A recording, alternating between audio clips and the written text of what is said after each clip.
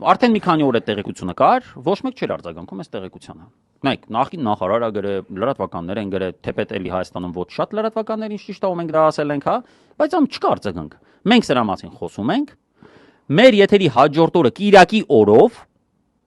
ՆԳՆ մամուլի քարտուղարը որոշում է դա հերքի, փաստացի հերքում է մեզ։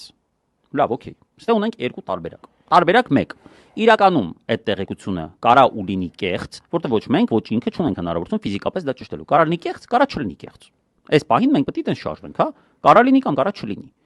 Ինչ է անում Նիկոլը, ՆԳՆ-ն ու նիկոլական լրատվականներն ու նիկոլական պրոպագանդիստները։ Իրավիճակում, որտեղ մի բանը կարա լինի կեղծ ու կարա լինի իրական, բայց իրական լինելը վնաս է տալիս իրանց, որովհետև խոսում է իրանց հնարավոր ապագա խախտումների, ծավալով մեծ խախտումների մասին։ Ինչ են անում իրանք այս իրավիճակում։ Այո, հերքում են։ Ասում են ՆԳՆ-ն էլ ասում է, ես կապի մեջ եմ մշտապես